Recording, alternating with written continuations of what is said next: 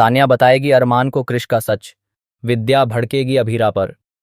जी हाँ, यह रिश्ता क्या कहलाता है कि आने वाले अपकमिंग ट्रैक में एक बहुत ही इंटरेस्टिंग और इमोशनल ट्विस्ट देखने को मिलने वाला है, जो कहानी को एक बिल्कुल नए मोड़ पर ले जाएगा। रिपोर्ट्स के मुताबिक बताया जा रहा है कि अरमान और अभीरा आखिरकार पोद्दार हाउस वापस लौट आए हैं, लेकिन यह वापसी खुशियों से भरी नहीं, बल्कि दर्द, पछतावे और भारी माहौल के साथ होती है। अभीरा की हालत बेहद खराब नजर आ रही है। वह शारीरिक रूप से ही नहीं, बल्कि मानसिक रूप से भी पूरी तरह टूट चुकी है। वहीं अरमान भी अंदर ही अंदर खुद को दोषी मान रहा है। दोनों ही इस बात से बेहद परेशान हैं कि वे मायरा को बाल सुधार केंद्र जाने से रोक नहीं पाए। घर में एंट्री लेते ही माहौल काफी तनावपूर्ण हो जाता है। सभी घरवाले मायरा के बारे में सवाल करते हैं और तभी अरमान हिम्मत जुटाकर पूरी सच्चाई सबके सामने रखता है। वह बताता है कि कैसे हालात बिगड़ते चले गए और मायरा को बाल सुधार केंद्र भेज दिया गया। यह सुनकर हर कोई शॉक्ड रह जाता है, लेकिन असली तूफान तब आता है जब तान्या का गुस्सा फूट पड़ता है। वह अपना आपा खो बैठती है और सीधे अरमान के सामने सारा सच उजागर कर देती है। तान्या बताती है कि मायरा के साथ जो कुछ भी हुआ, उसके पीछे कहीं न कहीं कृष का हाथ है। वह कहती है कि अगर कृष ने मेहर को लोकेशन शेयर न की होती तो मेहर हॉस्टल तक कभी नहीं पहुंचती और आज मायरा इस हालत में नहीं होती। तान्या की यह बात सुनकर वहां मौजूद हर कोई हैरान रह जाता है। जैसे ही यह सच्चाई अरमान के सामने आती है, उसका गुस्सा सातवें आसमान पर पहुंच जाता है। वह कृष पर भड़क उठता है और उससे जवाब मांगता है। माहौल पूरी तरह से गर्मा जाता है।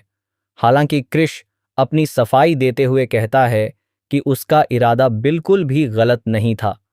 वह कहता है, भैया, मुझे सच में नहीं पता था कि मेहर ऐसा कदम उठाएगी। मैं तो बस यह सोच रहा था कि सब कुछ ठीक हो जाएगा। आपकी और मेहर की शादी होने वाली थी और मुझे पूरा सच भी नहीं पता था। कृष की यह बात सुनकर अरमान और भी ज्यादा कंफ्यूज और गुस्से में नजर आता है। वहीं दूसरी तरफ विद्या का गुस्सा अभीरा पर निकलता है। वह अभीरा को ही इस पूरे मामले के लिए जिम्मेदार ठहराने लगती है। विद्या ताने मारते हुए कहती है, तुम यहां क्या कर रही हो? तुम्हें मायरा की इतनी फिक्र कब से होने लगी? 8 साल पहले जब आग लगी थी, तब मायरा को तुमने ही छोड़ा था ना? अब अचानक तुम्हें उसकी याद आ रही है। विद्या के ये शब्द अभीरा के दिल को चीर कर रख देते हैं। अभीरा यह सब सुनकर पूरी तरह से टूट जाती है। उसकी आंखों में आंसू होते हैं, लेकिन वह खुद को संभालने की कोशिश करती है। तभी अरमान आगे आता है और पहली बार खुलकर अभीरा का साथ देता है। वह विद्या को रोकता है और उसे डांटते हुए कहता है कि अभीरा को इस तरह से दोष देना गलत है। अरमान का यह स्टैंड सभी को हैरान कर देता है, क्योंकि पहली बार वह इतने मजबूती से अभीरा के साथ खड़ा नजर आता है।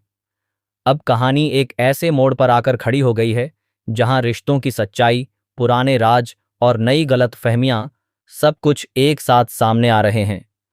आने वाले एपिसोड्स में यह देखना बेहद दिलचस्प होगा कि अरमान कब तक अभीरा का साथ देता है।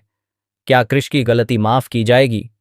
और सबसे बड़ा सवाल, क्या विद्या का भी कोई छुपा हुआ सच है जो अब सामने आने वाला है?